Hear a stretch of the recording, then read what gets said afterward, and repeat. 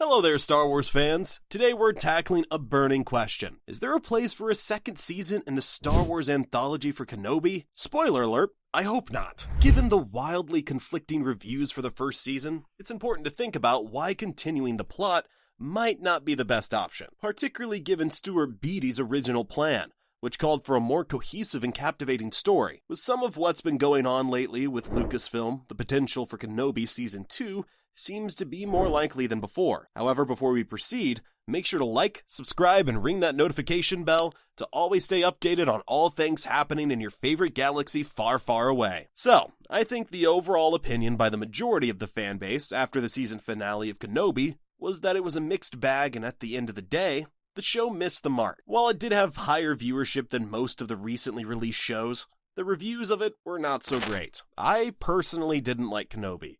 There were some scenes and ideas that interested me, but too many poor choices, story-wise, and artistically that turned me off to the show. But besides all that, I think our chances of seeing Season 2 of this show has just increased. Weirdly enough, the cancellation of The Acolyte can open the door to more Kenobi. While it was stated that The Acolyte was a single-season story, it was very clear that Leslie Headland planted seeds and storylines for a Season 2 and beyond. This can be seen with the addition of Darth Plagueis, adding Queemer to have more scenes and lines than originally scripted, leaving May with the Jedi, and that teaser with Venestra Rowe and Yoda at the end. I think Kathleen Kennedy and Leslie were banking on The Acolyte being a hit, driving more attention to the High Republic era, and therefore getting greenlit for another season. But clearly, after the low viewership, poor reviews, and insanely high budget, it has been cancelled. So I think something's going to have to fill that potential slot for Star Wars TV. I talked about the potential state of Star Wars TV shows a few weeks ago, and I think the volume of projects coming out will be a bit less than what we've seen lately. We see a similar sentiment from Marvel as well. Daniel Richtman,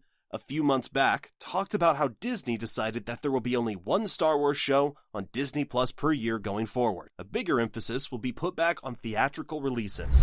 And on the TV side, we only know a few things about what's coming. Skeleton Crew premieres in a few weeks, Andor Season 2 will premiere on April 22nd in 2025. Ahsoka Season 2 should be the show for 2026, and Mandalorian should see its conclusion with the Mandalorian and Grogu movie, not Season 4. So I think with that being all we know on future TV projects, paired with Disney wanting to lower overall costs on these shows, but still drive high viewership, Kenobi Season 2 might be the obvious answer for them. While fan reviews weren't great, its budget and viewership are more in line with what Disney is looking for. And to be honest, using Obi-Wan Kenobi will get Star Wars fans to tune in. While I didn't like Season 1, I will probably watch Season 2 to see how it is. I know that doesn't help solve the problems with quality if people like me are still going to watch, but I have to see it for myself to make my own decisions on it, and how I want to talk about it, especially now that I'm sharing my voice on this channel. And with Ewan's desire to play the role again, I'll support him by watching. At LA Comic-Con earlier in October, Ewan McGregor spoke about the potential of him playing the Negotiator again, and continuing the stories for the character leading up to Alec Guinness's portrayal in Episode 4, A New Hope. Ewan is definitely down for more Kenobi, and it seems there are others who are interested in seeing that come to fruition, whether it's more of Kenobi on Tatooine, or potentially a Clone Wars era series with Hayden. I think this is more of a possibility than ever before. But let's go back to Season 1, and discuss more about its reception. As most of the audience criticized the series, there was no way to escape controversy. From the original concept of Vader and Kenobi seeing each other between Episode 3 and 4, the rumors that Kenobi was venturing outside of Tatooine, and that main characters besides Kenobi himself were being pushed to the limelight of the story. There was much doubt and controversy before the show even came out. Sadly, I agree and think almost all of these criticisms came true. I did not love the idea of Kenobi leaving Tatooine, and I did not like that he became a side character in his own story. I was not a fan of Reva and her character for several reasons. There is much to say about some of the characters in Season 1, but I'm not going to go too in-depth right now. The story itself felt disjointed and poorly strung together, as if someone was filling in gaps just to extend the story of a much shorter script. Oh wait, yeah, that's exactly what happened. I also wasn't a fan of the production quality for the show either. The looks of the characters, special effects, and shaky camera work were not some of Lucasfilm's best. There were a few things I liked though. I did enjoy some of the Vader scenes. I think in certain scenes, Vader felt menacing and like his true self, and I did like the final battle between Vader and Kenobi. I give credit more to the acting of Hayden and Ewan on this one. I think the visions of Obi-Wan had of Anakin were cool, and I wish they dove deeper into those ideas.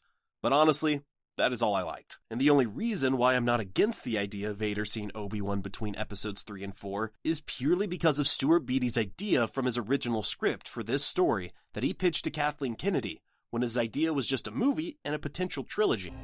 Obi-Wan once thought as you do. You don't know the power of the dark side.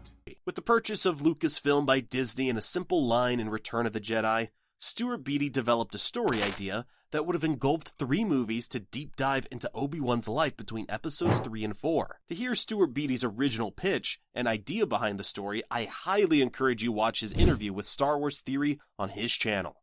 I'll link the video down below. The original concept Beattie had and his passion for the Star Wars universe truly has me upset that we didn't get to see his version of the story. Just another poor decision by Kathleen Kennedy and Lucasfilm. His plan was always designed to be about Obi-Wan's story and his personal journey over the 19-year gap. He intended to make people understand Kenobi as a hero, but making people focus on his inner conflicts, with the first phase teaching Obi-Wan how to let go, rather than purely physical ones that are common in Star Wars. Unfortunately, this vision had been washed away when the story was adapted to a limited series. You know, is it a movie or is it a show? And I just felt, no, it's a movie. It's 3 movies I had, planned for him, because I felt there were 3 different evolutions of his character. Going from basically Obi-Wan Kenobi to Ben. There's 19 years there, and it's not just 19 years of a guy sitting in a desert. There's fundamentally different characters. There's Jedi Master, Clone Wars General, jump into the middle of the fray, say hello there, and get fighting, right? To, this really, reluctant shell of a person, waiting to be called to adventure. So that was always fascinating to me. I just felt that the evolution of Obi-Wan to Ben was something that was really worth exploring, and that was really the basis of my pitch. More specifically, Beattie understood his job as breaking down Obi-Wan's darker tendencies and the process of his redemption. This would have been the in-depth character story for Obi-Wan that fans, including myself, were looking for. Surrender to the will of the Force. You're trying to force the will of the Force. Yes, right. With your crazy plan, you've got to step back, and you've got to let things be, and you've got to let the Force come to you. And so, because I always figured the hardest thing for a general to do is surrender, right? It's the hardest thing to do, and that's what he's got to learn to do. He's got to surrender to the will of the Force and get to that place where he can leave at the end and go, Luke, you be a kid. I'm going to leave. I'll keep an eye on you, but I'm going to let you be a kid.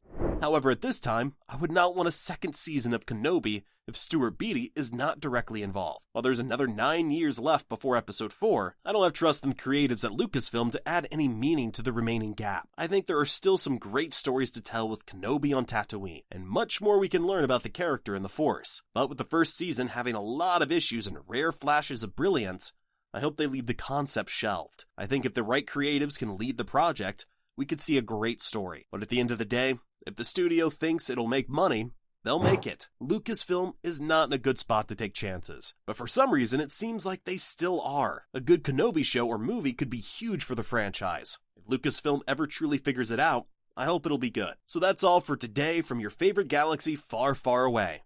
So, do we really need a second season? Do you think they'll make a season 2? Or will they finally give us some live-action Clone Wars? I'm curious about your thoughts, so please drop your opinions down in the comment section below. Don't forget to like this video if you enjoyed our discussion, and subscribe to the channel for more Star Wars content. Thanks for watching, and may the Force be with you always.